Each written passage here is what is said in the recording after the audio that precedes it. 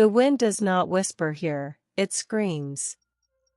It whips across the jagged peaks of the frost-fung mountains, carving the snow into razor-edged spines and howling through the pine forests that cling, desperate and dark, to the slopes below. This is a world of sharp edges and silent, waiting cold. A world where the sun is a pale, reluctant ghost, and the night is a deep, star-flecked velvet, beautiful and brutal all at once. And in the heart of this vast, northern realm, nestled in a stubborn valley cradled by stone, lies the village of Emberfall. It is a testament to defiance. The hearth smoke that curls from its stone chimneys is a prayer against the infinite white. The laughter that sometimes rings from its timber-framed tavern is a weapon. Here, they know the cold. They respect it. They fight it every waking moment. But they do not yet understand the true nature of the enemy. For the cold they fear is merely an absence of heat. The true cold is a presence. A will. It has a queen. Far to the north, at the very edge of all maps, where the sea itself freezes into a plain of fractured blue glass, stands her palace. It is not built of stone or timber, but of ice so clear and perfectly aligned it is like a single, monstrous diamond grown from the earth. The spire of sorrows, the few who have seen it and lived to whisper its name call it. Within its translucent, echoing halls, the Winter Queen watches. She is not a creature of rage or malice, not as the stories in Emberfall would have you believe. She is a force of perfect, serene stillness. Her hair is the white of a fresh blanketed field under a moonless sky, her eyes the pale, piercing blue of the heart of a glacier. She is beautiful, as a frozen waterfall is beautiful, and just as deadly to touch. She does not conquer lands, she offers them peace. An end to struggle. An end to pain. The exquisite silence of eternity. And her herald is not an army, but a curse. A memory of a shattered mirror, crafted by a long-dead sorcerer in a fit of pique, whose shards, scattered to the winds, hold a terrible magic. A shard in the eye, and a person sees only the flaws, the cracks, the ugliness in the world. A shard in the heart, and a person becomes a vessel for the cold. Their warmth, their passions, their messy, chaotic emotions, all freeze solid, leaving behind a logic as sharp and barren as hoarfrost. It is one such shard, no larger than a sliver of glass, that rides the screaming wind tonight. It tumbles end over end, a needle of pure distortion, catching the weak light for a fleeting instant before burying itself in a fresh drift at the edge of Emberfall. This is where our story begins. Not with a king or a prophecy, but with two souls, bound by a history written in shared scars and silent understandings. Her name is Alira. And if Emberfall is a testament to defiance, then she is its living flame. She is not beautiful in the way of courtly ladies, her beauty is that of a well-worn axe handle, of calloused hands and a steady gaze. Her hair is the color of rich earth, a stark contrast to the endless white, and her eyes are the warm, deep gray of a summer storm. She carries a quiet stubbornness in the set of her jaw, a loyalty so fierce it is a physical weight in her chest. And him.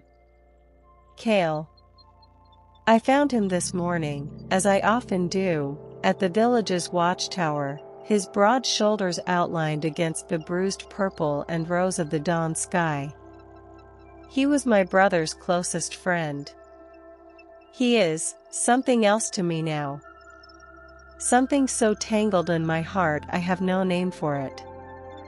We grew up together, the three of us, Cale, my brother Rorik, and I, chasing each other through the pines, building forts against the cold, dreaming of worlds beyond our valley.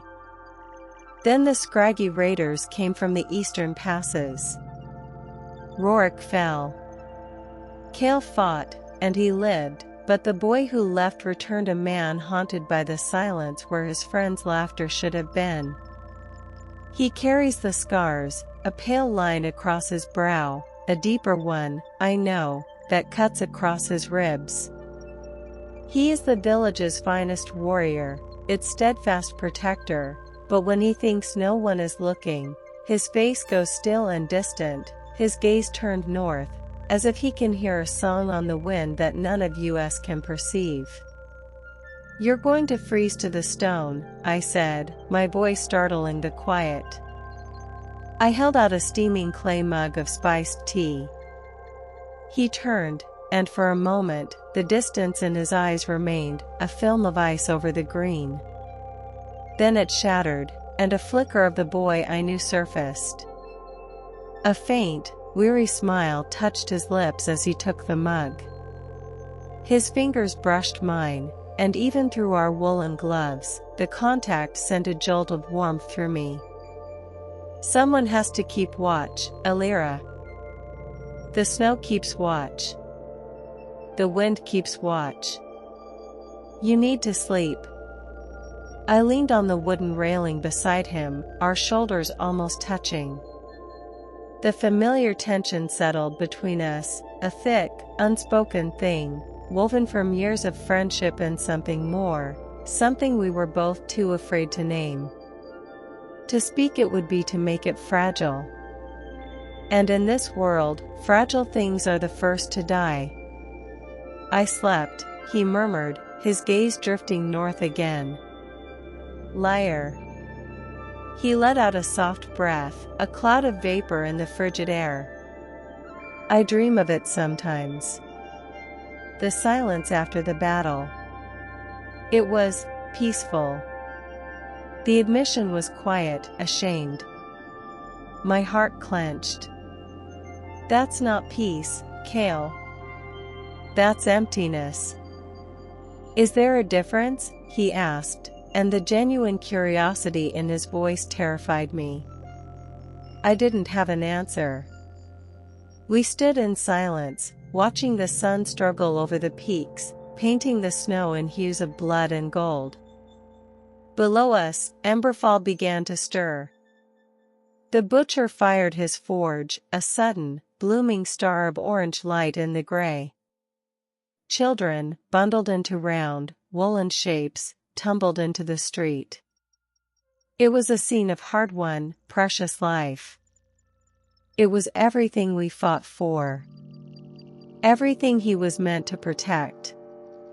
Later, we walked the perimeter, our boots crunching in the snow. The air was sharp and clean, smelling of pine and smoke. It was then that he saw it. A glint, a tiny, malicious wink of light from a drift near the palisade wall. He knelt, curiosity overtaking caution. "Kale, don't." But he'd already plucked it from the snow. A sliver of something that looked like ice, but wasn't. It was harder, clearer, with a faint, sickly rainbow sheen at its edges. It was beautiful. "What is it?" I asked, a knot of unease tightening in my stomach. He didn't answer. He just stared at it, turning it over and over in his palm. The morning light seemed to warp around it. "It's nothing," he said finally, but his voice was distant. "Just a piece of quartz." He made to pocket it, but fumbled, his movements suddenly clumsy. The shard flew from his grasp, and as he jerked his head to follow its trajectory, it caught the light, a searing, bright flash, and for a single, horrifying second, it seemed to fly not away from him, but into him. He blinked, hard, and straightened up. "Kale?" My voice was small. He rubbed at his eye. "A flake of snow," he said, his tone flat. "It's nothing." But it was not nothing. As we walked back towards the heart of the village, I watched him. The set of his shoulders was different. Stiffer. And when a child ran past, laughing, a ball of snow tumbling from her mittened hand, he didn't smile.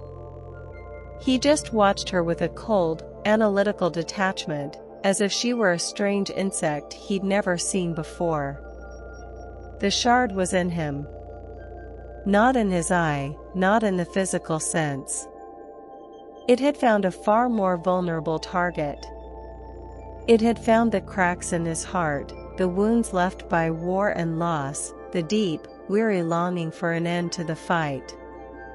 It had nestled deep in the core of him, and already, its poison was beginning to work. The frost was not just on the ground anymore. It was in his soul. And I, who loved him with a fire that had warmed me my entire life, was the only one who could see it beginning to spread. The change did not come like a summer storm, swift and violent. It came like the slow, inexorable creep of winter's first frost. A subtle hardening at the edges of his being, a quiet withdrawal that, at first, I could almost convince myself was my own imagination. The day after he found the shard, we were in the longhouse, mending fishing nets by the roaring central fire. The air was thick with the smell of wood smoke, stewed meat, and the warm, living scent of packed earth and bodies. It was the smell of home, of community. Cale always loved this time of day, the quiet hum of industry, the shared warmth of bulwark against the dark outside. He would tell stories, sometimes, of Rorik's more foolish exploits, his laughter a rich, warm sound that seemed to make the very flames dance higher. But that day, he was silent. His fingers, usually so deft with the netting needle, were stiff, clumsy. He stared into the fire, but his gaze was not one of comfort. It was analytical. Critical. "The fire is inefficient," he said, his voice a low monotone that cut through the comfortable chatter. "It consumes too much wood for the heat it provides. The smoke is a waste of energy." Old man Hemming, who was carving a piece of you by the hearth, looked up, his bushy eyebrows raised. Well, it's kept my old bones from freezing solid for 60 winters, boy. I'll take its inefficiency." Cale didn't smile. He didn't even look at Hemming. "There are better ways. Cleaner ways." A contained flame, channeled through crystalline structures, it would burn with no smoke. No waste. A small chill, unrelated to the draft from the door, traced a path down my spine. "It's not just about heat, Cale," I said softly. "It's about the light. The gathering." He turned that flat, assessing gaze on me. The green of his eyes seemed paler, diluted, as if viewed through a sheet of ice. "Sentiment does not chop wood, Elira. Sentiment does not fill the larders." The words were so cold, so utterly devoid of the man I knew, that I felt a physical ache in my chest. This was not the Cale who had held my hand at Rorik's pyre, his own grief a raw, open wound, but his grip a promise that I was not alone. This was not the Cale who would secretly leave a carved wooden fox on my windowsill, just to make me smile. The days bled into one another, each one a little colder than the last. He began to spend more time alone, walking the perimeter of the village not with a protector's vigilance, but with a critic's disdain. He pointed out the structural weaknesses in the palisade, the illogical, winding paths between the houses, the emotional indulgence of the painted shutters and the wind chimes that sang when the breeze blew from the south. They serve no purpose, he said to me one evening as we passed the small shrine to the old gods, where offerings of evergreen boughs and polished stones were left. They are a distraction from practical necessities. They serve the purpose of hope, I argued, my frustration beginning to simmer, a dangerous heat in my blood. They remind us that there is more to life than just survival. Survival is the only purpose, he stated, his voice absolute. Everything else is a vulnerability. The worst of it was the way he looked at me. It was as if he was seeing me for the first time and finding me lacking. Where his gaze used to hold a soft, unspoken warmth, a secret understanding that had been the bedrock of my world, now there was only a cool, detached appraisal. He saw the frayed cuff of my woolen coat, the stray wisps of hair that escaped my braid, the way my emotions played so plainly across my face. And he found it all messy, illogical, weak. The breaking point, the moment the last of my denial shattered, came on a night when the northern lights danced, great shimmering curtains of emerald and violet painting the sky. The whole village spilled out of their homes, faces upturned in wonder, children spinning with outstretched arms, their laughter ringing like bells in the crystalline air.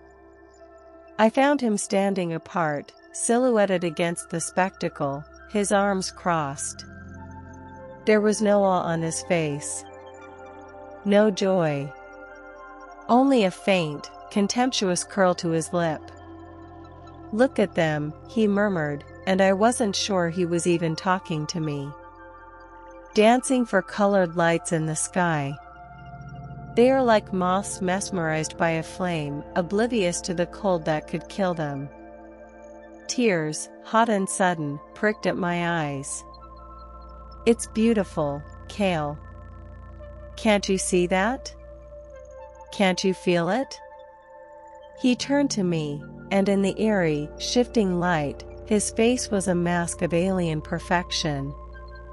The last of the boy I loved was gone, frozen somewhere deep inside. Beauty is a subjective neurological response to perceived patterns. It has no survival value. This, he gestured to the vibrant, living village, to the majestic sky, to me, is all just noise. A chaotic, draining noise. There is a purer song. A silent one. A silent one. The words hung in the air between us, colder than the winter wind. That night, I lay in my narrow bed, the ferns I'd stuffed my mattress with doing nothing to ward off the chill that had taken root in my soul. I had lost him. Not to a raider's axe or a fever, but to something I couldn't fight. Something that was turning his own heart against him, against us all. I heard the commotion just before dawn. Shouts. The sound of the main gate groaning open. I threw on my clothes and ran out into the pre-dawn gray, my breath pluming before me. A small crowd had gathered. In the center stood Cale. He was dressed for travel, his warmest furs on his back, a pack of supplies at his feet. His face was a calm, resolute blank. "Where are you going?"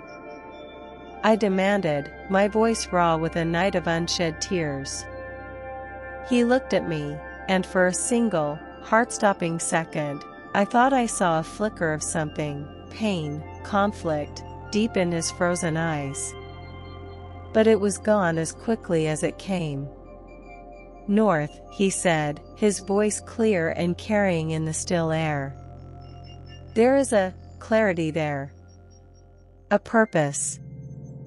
This, he gestured to Emberfall, to me, with a finality that broke me, is a dream from which I have finally awoken. "Cale, no. This isn't you. It's the shard, the thing you found. It's poisoning you. He actually smiled then, a small, pitying thing that was worse than any scowl. The only poison here, Elira, is the delusion of sentiment. I am going to where things make sense.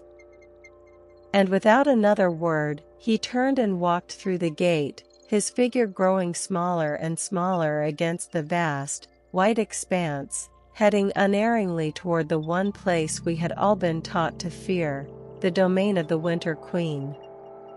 I stood there, frozen long after he had disappeared from view, the cold seeping through my boots, through my skin, into my very bones. The village slowly went back to its business, their faces grim. They thought he was lost. A casualty of the northern madness that sometimes took the weary, the wounded in spirit. But as I stood there, staring at the empty horizon, a different feeling began to burn away the numbness in my chest. It wasn't grief. It wasn't despair. It was anger. A pure, undiluted fire. He was wrong. This was not a dream. This was real. The feel of the rough timber under my hand, the scent of baking bread from the communal ovens, the memory of his laughter, the ache of his absence, it was all brutally, beautifully real. He thought he was walking toward clarity. But I knew the truth. He was walking into a gilded cage, a beautiful, eternal prison of ice. And I would be damned to all the frozen hells of the north before I would let him stay there. The fire in the hearth could be called inefficient. But it was real. My love for him could be called a vulnerability. But it was the strongest thing I knew. He was going north to find his silence. I was going to follow him and shatter it. They thought I was mad. Old Man Hemming gripped my arm, his gnarled fingers surprisingly strong. The Northlands are not a place for a girl to go chasing a ghost, Elira. Kale is gone. The cold took his mind, and now it will take his body. Don't add your own to the pyre. My mother, her face a mask of quiet devastation, simply said, he made his choice, my fire heart. Some choices cannot be unmade. But they didn't understand. This was not a choice Kale had made. It was a choice that had been made for him, inflicted upon him by a sliver of cursed ice and the whisper of a queen who traded in stolen souls. My choice, the only one that mattered, was my answer to that theft. I packed with a frantic, focused energy. I took no finery, no sentimental trinkets. I took a hunter's bow, a quiver of arrows fletched with raven feathers, a skinning knife sharp enough to shave frost from stone. I took dried venison, hard cheese, a pouch of crushed fireberry bark that could spark a flame even in damp tinder. And I took the one thing Kale had ever given me that held no practical purpose, a small, smooth river stone, gray as my eyes, that he'd pressed into my hand when we were 12, saying, "For when you skip stones on the serpent's tongue. So you'll always beat Rorik." It was cool and heavy in my palm, an anchor. The journey began not with a heroic farewell, but with a silent slipping away under the cover of a bleak, snow-laden dawn.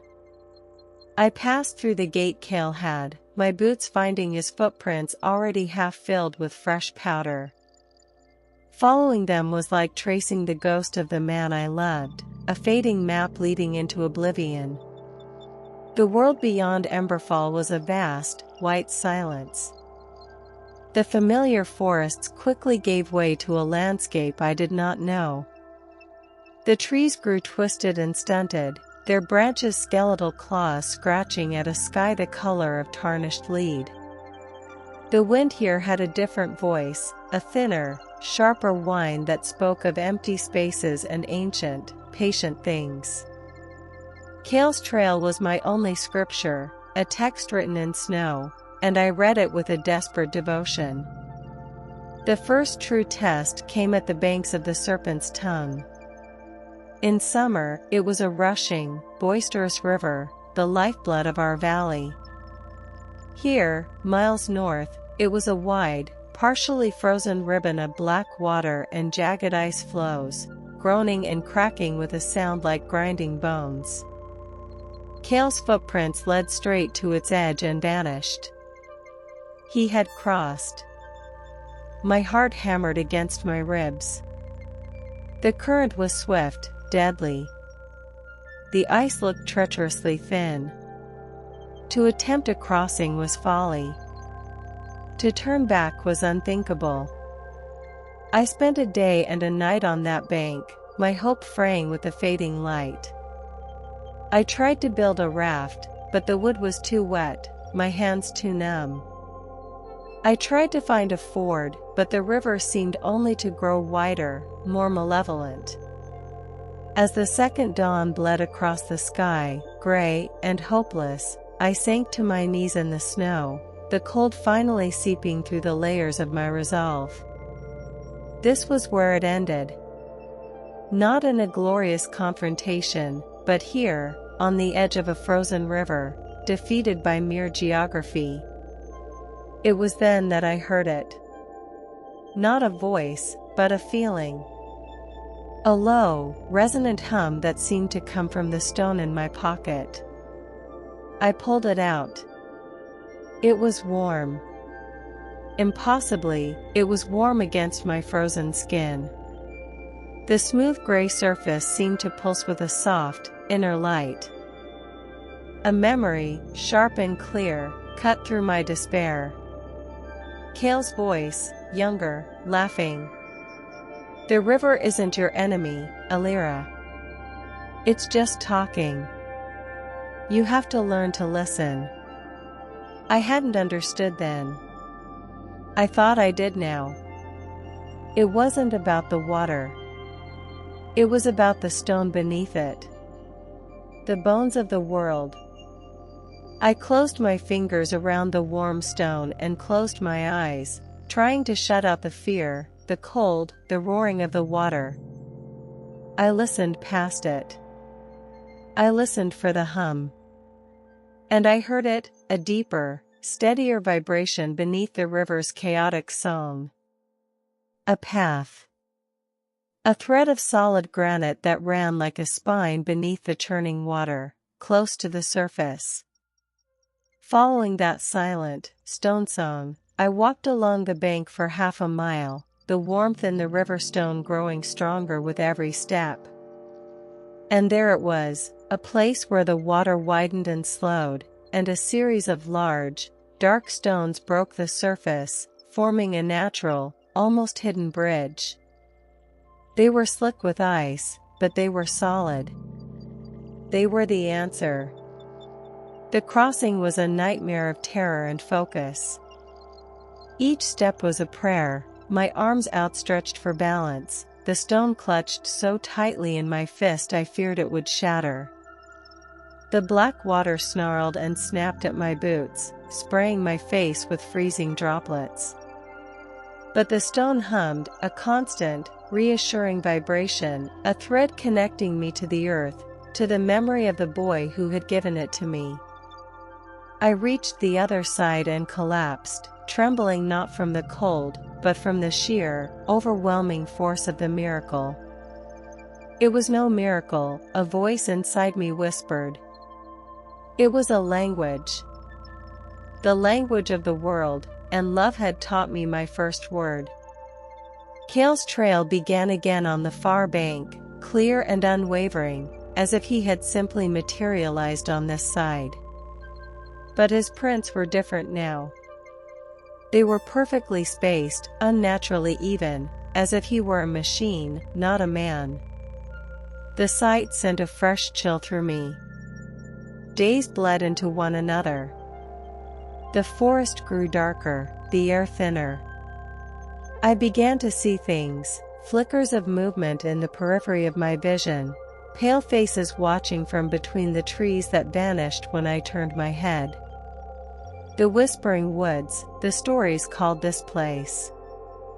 The souls of those lost to the cold, trapped forever in the borderlands of the Queen's realm.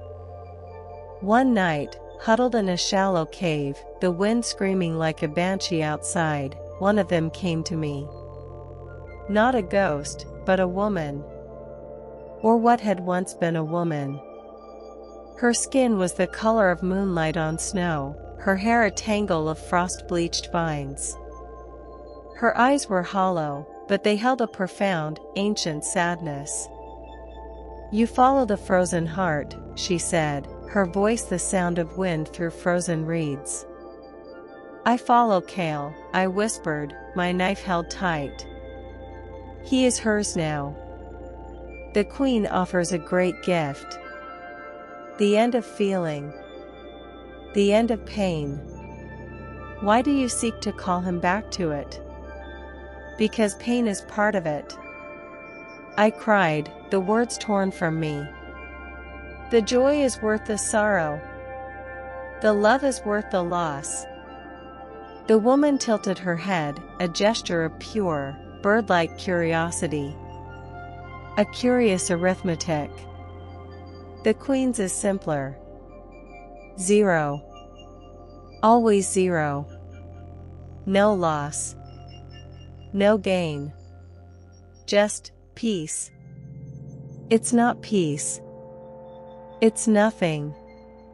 "Is there a difference?" she asked, echoing Kale's terrible question from a lifetime ago in the watchtower. Then she faded, dissolving into the swirling snow at the mouth of the cave, leaving behind only the echo of her sorrow and the chilling certainty that I was not just fighting for Kale's soul, but arguing against a philosophy as vast and entrenched as the ice itself. I pressed on. The land began to rise, the air growing so cold it felt like shards of glass in my lungs. The trees fell away completely, revealing a breathtaking, terrifying vista. A vast, frozen plain stretched out before me, and at its end, piercing the underbelly of the clouds, was a spire of such impossible, crystalline beauty that it hurt to look at. It caught the weak sun and fractured it into 1,000 blinding rainbows. The Spire of Sorrows. The Winter Queen's Palace. And there, a tiny, dark speck against the immense whiteness, was a figure. Walking steadily, purposefully, toward it.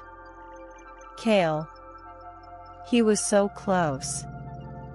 And yet, the distance between us felt greater than the span of all the worlds. He was almost home. And I was just beginning the hardest part of my journey. The frozen plain was a crucible of wind and light. There were no shadows, only a blinding, reflected glare that seared the eyes and disoriented the soul. The Spire of Sorrows dominated the horizon, a taunting, beautiful needle drawing Kale ever closer. I could no longer see his footprints. The wind scoured the snow into a featureless, polished sheet. I navigated by the palace itself, a fixed point in a world of dizzying white, and by the cold, hard certainty in my heart. My body was a collection of aches. My lips were cracked, my fingers numb inside their gloves. The fireberry bark was running low, and making a fire in this exposed wasteland was impossible. The cold was no longer just an element, it was a conscious enemy, pressing in, seeking the tiniest chink in my will to pour its numbing poison through. I don't know how long I walked. Time lost its meaning, measured only in heartbeats and labored breaths. I began to see mirages, stands of pine trees, the warm glow of a hearth, my mother's face. Each one dissolved into swirling snow as I stumbled toward it, a fresh betrayal. The queen's power was not just in the ice, but in the despair it bred. Just as I felt my knees begin to buckle, the ground fell away before me into a shallow, sheltered depression. And within it, a miracle. A garden. But it was a garden of nightmares. There were no flowers, no leaves. Instead, intricate, beautiful structures of ice spiraled up from the ground, mimicking roses with petals as thin as parchment, trees with branches of delicate, frosted lace, and hedges carved into fantastical beasts. It was silent, perfectly still, and breathtakingly beautiful in the way a perfectly preserved corpse is beautiful. In the center of this frozen grove stood a figure. A man, or the statue of one. He was dressed in the remnants of a fine, embroidered coat, now stiff with rime. His face was tilted upward, his eyes open and clouded with frost, a look of profound peace etched onto his features. In his outstretched hand, he held a single, perfect ice rose. A voice, soft and melodious, spoke from behind me. He was a poet. He came here seeking inspiration for a verse about eternal beauty. The queen granted his wish. I spun around, my knife held shakily before me. It was another of the frost lost, a man with a kind, weary face, and eyes the color of a winter twilight. "Stay back," I warned, my voice a dry croak. He made no move to approach, simply gesturing to the frozen poet.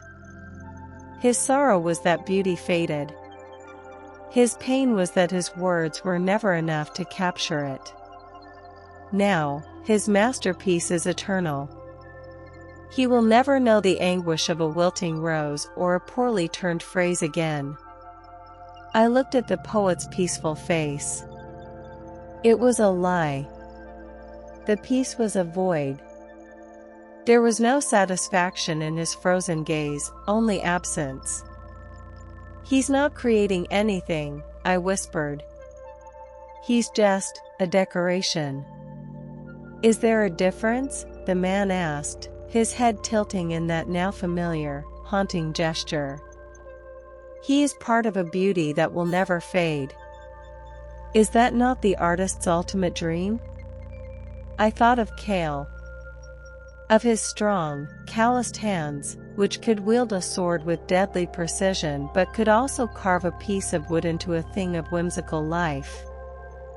I thought of the laughter that used to light his face, a fleeting, beautiful thing that was precious precisely because it was temporary. This frozen perfection was a tomb. "No," I said, my voice gaining strength. "The dream is to feel the sun on your skin as you create. To smell the rose as you write about it. To feel the joy, and yes, the frustration. This is just a collection of pretty bones." I walked past the frozen poet, through the grove of ice sculptures.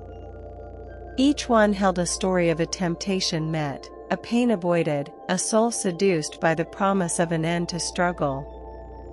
A warrior, frozen in a perpetual, victorious battle stance, forever spared the shame of defeat.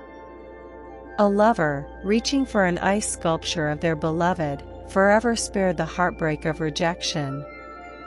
They were all monuments to fear. To the fear of feeling, of failing, of hurting. My own fears rose up to meet me, given form by the grove's enchantment. I saw a phantom of Kale, his back to me, walking away. I saw a phantom of myself, old and alone, weeping by a cold hearth. I saw the village of Emberfall, dark and silent, buried under a mountain of snow. "This is what awaits you," the wind seemed to whisper. "This is the fruit of your loyalty. Loss. Loneliness. A frozen, empty end. Turn back. Seek the warmth while you still can. Let him go. The temptation was a physical weight, trying to press me to my knees. To give up. To accept the cold logic that to love is to risk an agony this world could so easily spare me. But then I remembered the river. The warm stone in my pocket. The feeling of his hand brushing mine as he took the mug of tea.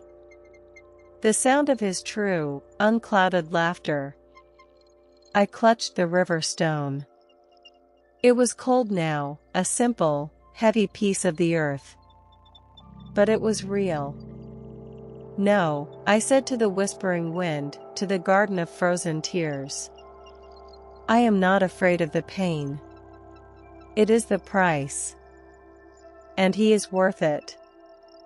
I broke into a run, stumbling through the rest of the grove, not looking at the frozen faces, refusing their silent, desperate arguments.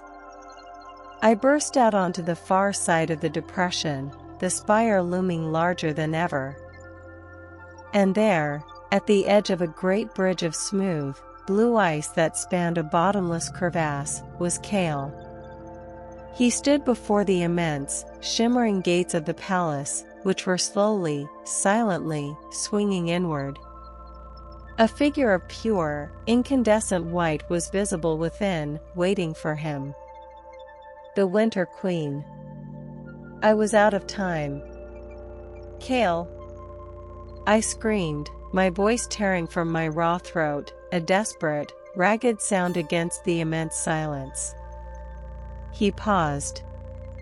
He turned. And he looked at me as if I were a stranger. The wind died. The very air seemed to freeze solid, holding its breath. Cale stood on the threshold of eternity, 1 foot in the world of feeling, 1 in the world of ice. And he had turned at the sound of my voice. For a heart-stopping moment, I thought I had reached him. I saw his face, the familiar lines of it, the curve of his brow I had traced with my gaze 1,000 times. But then the light from the palace fell upon it, and my hope shattered. His expression was not one of recognition, but of cold, clinical curiosity. I was an anomaly. A disruption in the perfect, silent symphony he was about to join. Elira. He said my name. It was the same name, the same arrangement of syllables, but on his tongue, it was stripped of all history, all warmth. It was a label. You should not have come. This climate is fatal to fragile things. Tears, hot and immediate, welled in my eyes, freezing almost instantly on my lashes. Cale, please. Look at me. Really look at me. He did. His gaze was a physical chill. I see you. Your core temperature is dangerously low. Your biometrics indicate extreme distress. This is what I am leaving behind. The chaos of the flesh. The tyranny of the heart. From within the palace, the Winter Queen watched. She did not speak, but her presence was a wave of absolute cold. She was more and less than I had imagined. Not a monster, but an ideal. A sculpture of perfect stillness. She offered no threat, only a profound, inviting silence. I understood then why he had come. To a man haunted by the screaming chaos of battle, the messy, painful tangle of grief and love, her kingdom was not a punishment. It was a sanctuary. It's not tyranny, I cried, my voice breaking. It's life. You told me once that the silence after the battle was peaceful. But Rourke wasn't in that silence, Cale. He was in the noise. He was in the stories we told, the tears we shed, the laughter we shared when we remembered him.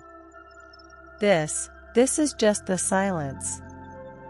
Forever. I took a step forward, onto the bridge of ice. It was treacherously smooth, singing a low, harmonic note under my boot. Cale's hand twitched at his side, a minute, almost imperceptible flicker. A ghost of a reflex. You are operating on flawed data, he stated, his voice like cracking ice. Emotion is a faulty algorithm. It leads to irrational choices. To pain. To loss. It led me here. I shouted, the words echoing in the vast, crystalline space before us. Was that irrational? To fight for you? To follow you to the end of the world? Is that a flaw? The Queen's head tilted a fraction of a degree. I felt her attention sharpen, not with anger, but with a kind of academic interest. I was a fascinating specimen, a bug that had somehow crawled into her sterile laboratory and was buzzing a defiant, illogical song. Cale looked from me, shivering and desperate on the bridge, to the Queen, serene and eternal in her doorway. The conflict that should have been raging within him was absent from his face. It was a placid, frozen lake. Your dedication is noted, he said, and the banality of the word was a knife in my heart. But it is misplaced. I do not need to be fought for. I am being offered an upgrade. A release from the programming of suffering. He turned back toward the open gates. Desperation clawed at my throat. Words, logic, please, they were useless. They were the language of the heart, and his heart was under a glacial lock. I had nothing left. Nothing but the raw, unvarnished truth. I let my bow and quiver slide from my shoulder, clattering onto the ice. I held my empty hands out to my sides. Then I am flawed, I said, my voice dropping to a whisper that somehow carried through the dead air. I am irrational. I am a mess of inefficient, chaotic feelings. And the strongest of them all, the one that burns me up from the inside out, is my love for you. I took another step, then another, closing the distance between us. The cold radiating from him was worse than the ambient air. It was the cold of a fundamental absence. It doesn't matter if you feel it anymore. It doesn't matter if you ever feel it again. My love is not a transaction. It doesn't require anything in return. It just is. It is the most real, the most solid thing I have ever known. More solid than this ice. More real than that palace. I was right before him now. I could see the faint, tiny scar on his brow. I could see the individual flecks of frost on his lashes. I reached out, my hand trembling violently, not from the cold, but from the terror of his rejection. You can go with her, I whispered, my breath a cloud between us. You can have your peace. Your silence. But I need you to know, before you choose that eternity, what you are leaving behind. You are not leaving a dream, Cale. You are leaving this. And I pressed my palm flat against his chest, over the place where his heart beat, or where it used to. For a long, suspended moment, nothing happened. He was a statue. I was a fool, pouring her heart out to a block of ice. The Queen began to turn, the transaction complete. Then, a sound. A sharp, distinct crack. It did not come from the bridge, or the palace. It came from within Cale. He gasped, a ragged, painful intake of breath, as if he were drowning. His eyes, those pale, frozen pools, widened. He looked down at my hand on his chest, then back up at my face.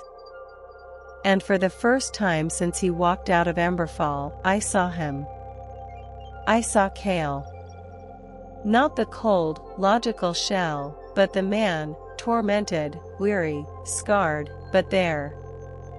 The shard of the mirror, lodged deep in his heart, was breaking. Agony contorted his features. The return of feeling was not a gentle thaw, it was a shattering. A dam bursting after a long, hard winter, and everything he had frozen away came flooding back, the grief for Rorik, the weight of duty, the fear of failure, the warmth of my hand on his. Alira, he choked out, my name a prayer, a curse, a lifeline. The Winter Queen stopped. She turned fully to face us, and for the first time I saw an emotion on her pristine features. Not rage. Not hatred. It was pity. A deep, infinite, and chilling pity for the suffering we so foolishly clung to. The pain will return, she said, her voice the sound of 1,000 glaciers calving in the distance. The fear. The loss. Is this truly what you want? Cale was shaking, his hands clenching and unclenching, his breath coming in ragged sobs. He was feeling everything at once, and it was tearing him apart. But his eyes were locked on mine, and they were green again. They were alive. He looked from the Queen's offer of perfect, painless nothingness, to my face, streaked with frozen tears and blazing with a love that asked for nothing. His choice was not made with words. It was made with a hand. His own, trembling, came up and covered mine, pressing it harder against his chest, against the frantic, pounding, beautifully painful rhythm of his newly freed heart. The silence that followed was not the Winter Queen's serene, eternal quiet. It was the stunned, reverberating silence after a world ends and a new one is born. Cale's hand, warm for the first time in weeks, clutched mine, his grip desperate, anchoring him to the storm of feeling now raging within him. He was trembling, not from the cold, but from the sheer, overwhelming torrent of returning memory and emotion, Rorik's laugh, the weight of his sword, the scent of pine smoke, the crushing guilt, the fragile, terrifying warmth of hope. It was all there, written in the agony and wonder on his face. The Winter Queen watched us, and her perfect, glacial composure did not crack. It simply deepened. The pity in her eyes was a vast, cold ocean. You choose the wound over the bandage, she said, her voice softer now, almost a whisper that nonetheless filled the immense space. You choose the storm over the harbor. So be it. The memory of this silence will remain with you, Cale. A splinter of ice in your soul, forever. And on the long, cold nights when the pain is too much to bear, you will remember the peace you spurned. It was not a curse. It was a prophecy. And I knew, looking at the anguish in Cale's eyes, that it was true. The temptation would always be there, a siren song in the back of his mind. She did not banish us. She did not strike us down. She simply turned away. And as she moved back into the depths of her shimmering palace, the immense gates of ice began to swing shut. They did not slam. They closed with the finality of a tomb, sealing away a paradise we had rejected, leaving us alone on the bridge with the howling wind and the terrifying, beautiful burden of our own hearts. The journey back was a different kind of trial. The external dangers remained, the cold, the exhaustion, the treacherous landscape, but the true battle was internal. Cale was a raw nerve. A sudden gust of wind could make him flinch, a memory could bring him to a halt, his eyes distant and swimming with pain. He wept for Rorik, great, shuddering sobs that tore from a place so deep inside I feared they would break him. He wept for the time he had lost, for the cold words he had spoken. He tried to pull away, to retreat into a shell of shame. The things I said to you, Alira, the way I looked at you. I would not let him. I kept my hand in his, or on his arm, a constant, physical tether. That wasn't you, I would say, my voice steady, even when my own soul felt frail. That was the shard. That was her. But I felt it, he would argue, his voice thick with self-loathing. The logic of it was so clean. I saw the world that way. I saw you that way. And you fought it, I reminded him. You broke it. That is who you are. We passed through the garden of frozen tears. The sculptures remained, but they seemed less menacing now, more tragic. They were not temptations, but warnings. We did not speak as we walked through them. Cale's grip on my hand tightened until it was almost painful. When we reached the serpent's tongue, the river was in the throes of the first, tentative thaw. Cracks webbed the ice, and the water beneath roared with a newfound energy. The crossing was just as terrifying, but this time, Cale was with me. He went first, testing each stone, then turning to guide me across, his hands firm on my waist as I made the final leap to the far bank. We collapsed together in the snow, breathing heavily, and for the first time I saw a genuine, unburdened smile touch his lips. It was weary, and it was sad, but it was his. Weeks later, we saw the smoke of Emberfall. It was the most beautiful sight in the world. As we trudged the final, familiar path, the village gate opened, and a crowd gathered. There were no cheers. They simply watched, their faces a mixture of awe and caution, as the ghost they had mourned and the girl they had given up for dead returned from the white wastes. We were changed. We carried the Northlands with us. Cale would sometimes grow quiet, his gaze turning inward, and I knew he was listening to that old, cold song, fighting the memory of that perfect peace. The splinter of ice was still there. But now, he had a fire to hold against it. The first night back, in my small house, with a real fire roaring in the hearth, inefficient, smoky, and glorious, he took my face in his hands. His palms were rough, warm, alive. I have nothing to offer you, he whispered, his voice raw with the truth of it. No grand promises. I am broken, Alira. I am scarred, inside and out. The cold is a part of me now.